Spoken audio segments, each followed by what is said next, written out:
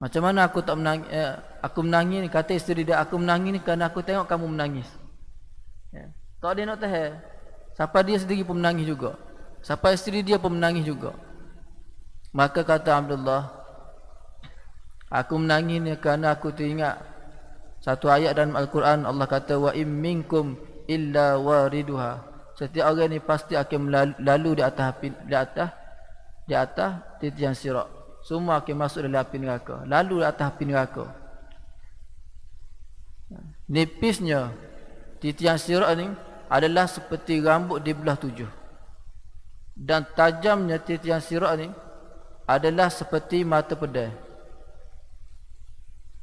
Dan panjangnya perjalanan di atas titian sirat ni adalah 1500 tahun perjalanan. Menaik 500, mendatar 500 dan menurun 500 tahun. Allahu Akbar. Dan di atas titian sirat ni, dalam riwayat sebut, di atas titian sirat ni diletakkan pokok-pokok berduri, penuh dengan pokok berduri. Tak cukup lagi. Di atas titian sirat ni diletakkan besi seperti mata kain, dipenuhi dengan besi seperti mata kain. Siapa yang terlekat di situ akan jatuh dalam api neraka. Allahu Akbar. Sebab tu sahabat-sahabat ni menangis, mereka takut mereka dengan azab Allah Subhanahu Wa Taala.